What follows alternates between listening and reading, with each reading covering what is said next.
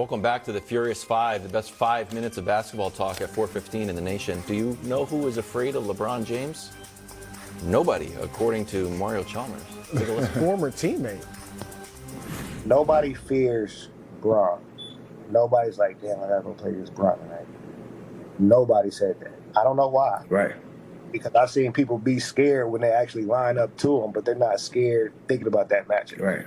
You hear anybody from that era talk about going against Jordan, there's a fear. Right.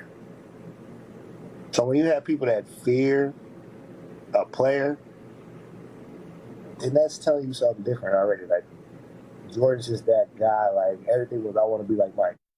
Oh, my God. Buckle up, everybody. So stupid. Who would like to go first? I Nick? would like to go first. That's what I thought. You know how I judge people? How? By their actions. And here's what I know, because I've heard this same nonsense. Nobody fears Bron. No. People feared Kobe. People, of course, feared Jordan. Nobody feared Bron. Here's what I know. I know that for the entire decade of the 2010s, everyone agreed the Western Conference was tougher. Correct? That the East was easier. Yet, in that entire decade, in all of player movement, one guy, Melo, decided, let me go east and try my luck. Everyone else went west or stayed west. Chris Paul moved around a lot, stayed west. Paul George went west. Dwight went west. It's like, well, why though? You have to deal with the Duncan Spurs and Katie and the Thunder and then the Warriors and all that. Yet, if you want to win a championship, go east. You got a guy nobody's afraid of and a bad conference. And then an amazing thing happened. LeBron went west. And there was a great Eastern migration. All of a sudden, Kawhi goes east. And then Kevin Durant goes east. And then James Harden goes east. So it's, I know that. Kawhi's back in the West. And Durant wanted to go to the West. I understand that. Get it. But did anything I say was wrong? No. LeBron's decade in the East, one star, said, let me go try to compete with LeBron. Everyone else went west or stayed west. And then the moment LeBron left, a lot of people went east. So it seems like for a guy that nobody was afraid of in the easy cakewalk conference, you'd have had somebody be like, let me go over there and try to win. But they knew they couldn't because LeBron had it on lockdown. And so it's such myth-making nonsense about Jordan. Mario Chalmers saying, oh, nobody ever talked trash to Jordan. What are we talking about? Like, what are we talking about? It's just not true. It's just it's just not true. Go ahead. Chicago's own Antoine Walker. Oh, see how you tried to. No, I appreciate the introduction, but listen, I just think really with LeBron, it's the way you score. And it's how LeBron plays. LeBron's a more of a Magic Johnson type of player, a triple-double guy, gets other guys involved, and turned out to be a great scorer in this league. I don't think LeBron came in the league. We thought LeBron was going to be a guy that gets you 27 to 32 points a night for his career. I don't think that was what LeBron was more of a triple-double type of guy, and then it just turned out to be, obviously the league's greatest scorer right now. So, and I think the way he does it is totally different, He's not a great post-up guy. We've heard that throughout his career because he's got a great body. He doesn't post up well, but he's the best guy in open court we've probably ever seen in the game get in transition as far as finishing. He's developed himself into a decent to, good three-point shooter. But really, LeBron's only fault has been probably this free throw shooting. But what's that got to do with whether or not guys are afraid of it? I think what Mario's talking about is a sentiment and an emotion. Like, guys obviously know how great LeBron is, but I do think he's right in that dudes don't fear him. And I think some of his personality, LeBron is a friendly guy. He wants the players to get along and all that. Kobe wasn't like that nice guy. I mean, not that he didn't have friends, but Kobe wasn't going out of his way to let's be friendly with each other. Neither was Mike. And I think it's like Tim Duncan. Did players really fear going against Duncan? Nah, I don't think so. They probably fear going against KG more, even though KG's not as good as Tim Duncan. One player who is an all-star guard who played against Kobe and LeBron told me this. He said, look, it was like the difference in fighting Mike Tyson and Floyd Mayweather. You know you're going to lose to both because they're both great.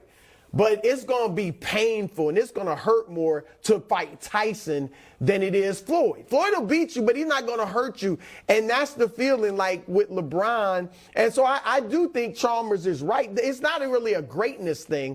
It is just when a dude is going for your jugular versus when a dude just going to outplay you and not really going for your jugular. Yeah. Just to put a button on it, I don't believe this.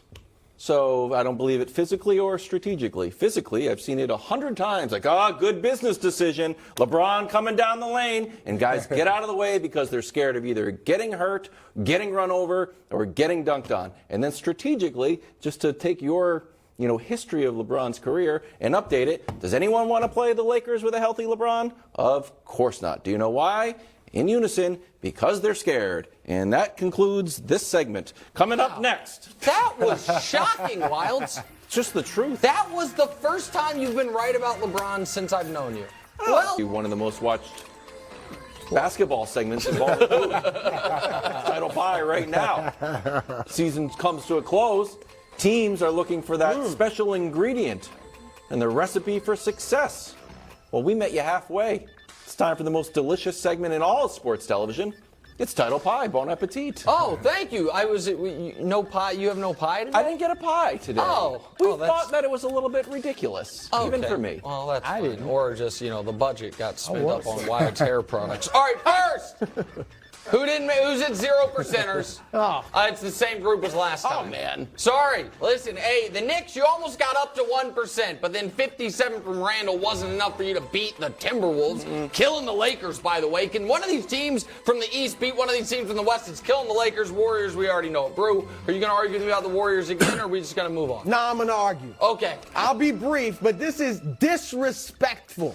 How can you disrespect the defending champions, four-time champions, when their superstar is still in his prime? Give them 1%. Give them 2%. I'm not saying they have to be atop the pie chart, but you should respect them more, Nick. I'm just letting you know. What? You think they can't flip the switch? They were 11-12 last year after the All-Star break. And what happened? They won the championship. Yes, they flipped the switch. So that I'm is just 11-12 after the All-Star break is not the same as what they've been this season, which is 500 all year. But you know what? I should be more respectful to the Warriors because they are so respectful when they go visit someone else's house. They make sure not to play too well, not to beat them, make sure those people have a great time. 1%. He's so proud of that. Same as last year, or last week, pardon me, the Cavs. Here's why the Cavs have 1% chance.